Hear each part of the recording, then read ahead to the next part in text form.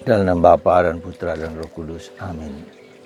Allah Bapa di surga, puji syukur kami haturkan kepadamu, bahwa Engkau begitu banyak mengajarkan kepada kami, supaya kami saling mengampuni, saling memaafkan, saling belajar menerima realitas hidup lewat kejadian, lewat peristiwa, lewat bahkan penderitaan sekalipun.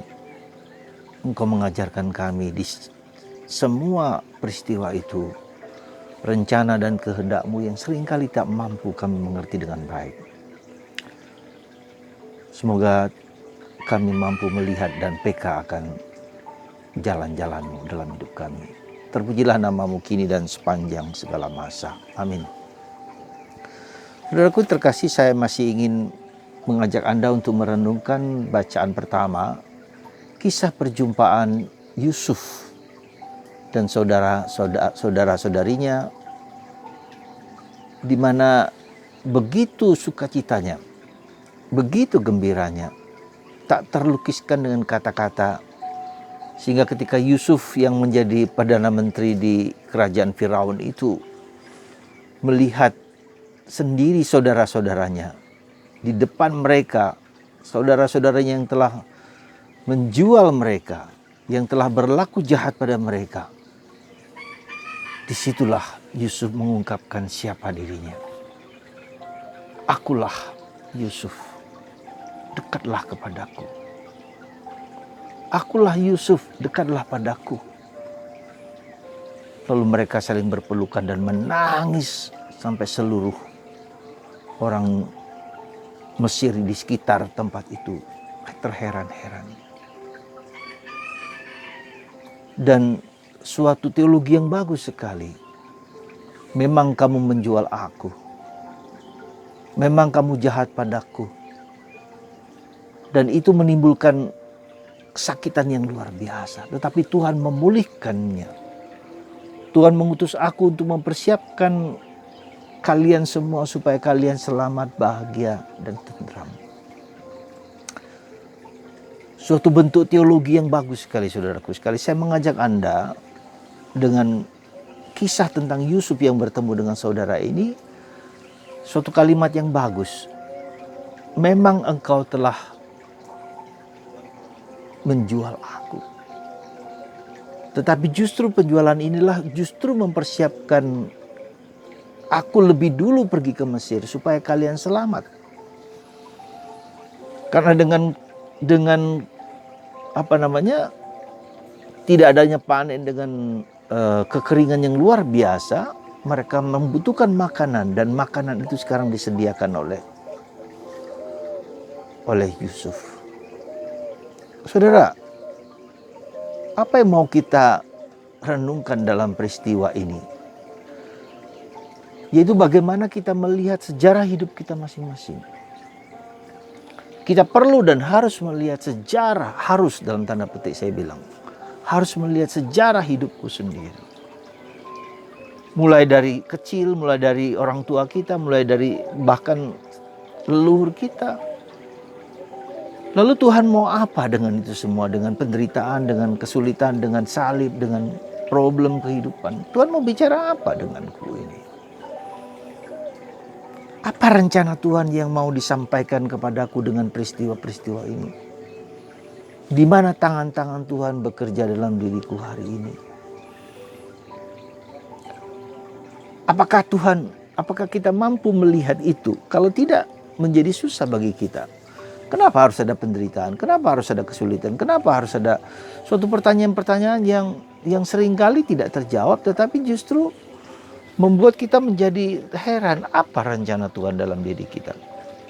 Kalau kita ingin melihat apa yang ke depan, lihatlah ke belakang sebentar. Apa yang Tuhan rencanakan, supaya kita tahu Tuhan punya rencana yang spesial dalam diri setiap orang. Kita dipanggil menjadi rasul, kita dipanggil menjadi nabi, kita dipanggil menjadi imam.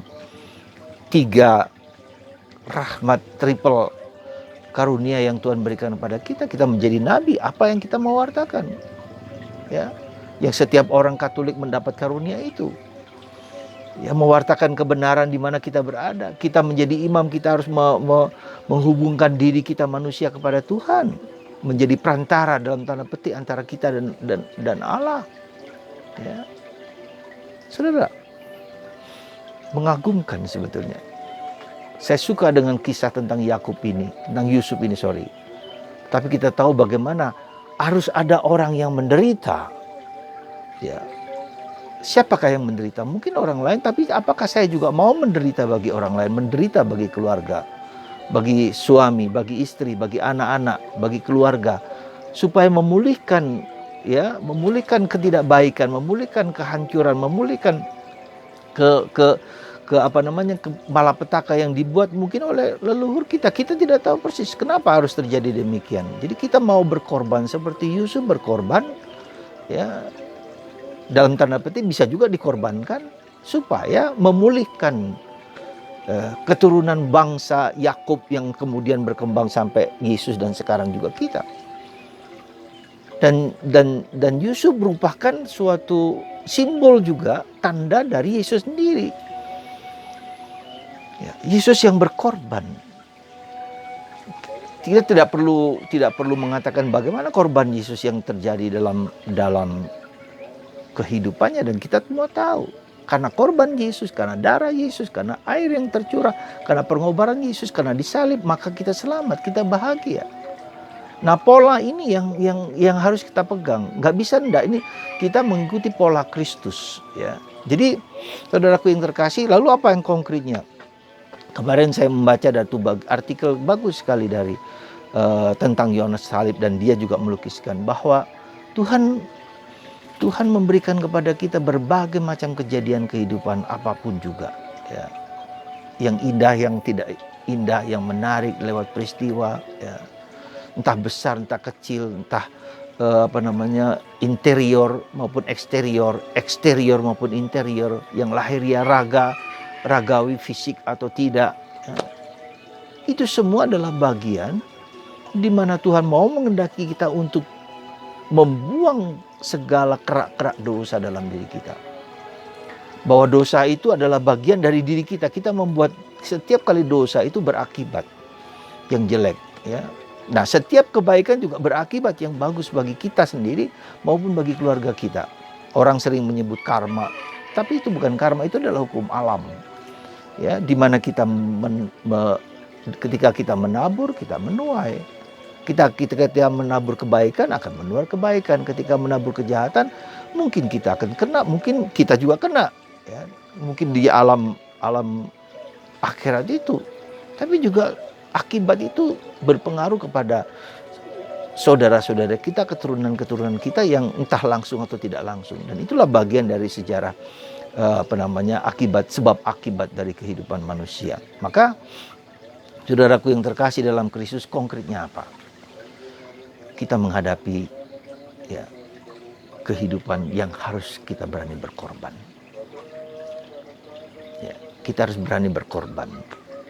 Sehebat apapun kita pulihkan, ya, kedosa, kelemahan, keterbatasan kita lewat korban itu.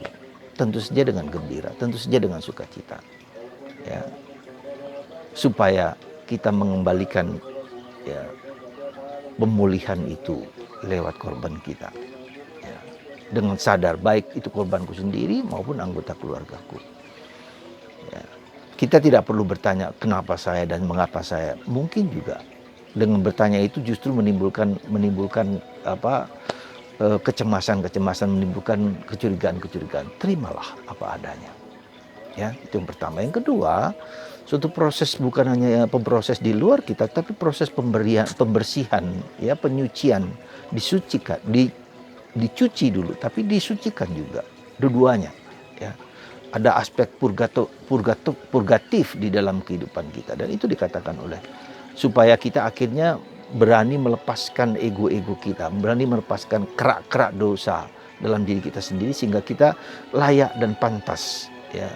Ketika kita mengalami purgatori di dunia ini, mungkin nanti di akhirat, di api pencucian, kita hanya membutuhkan waktu singkat supaya kita dapat masuk ke surga, Ya, karena masuk surga orang harus suci, harus bersih. Tidak bisa tidak.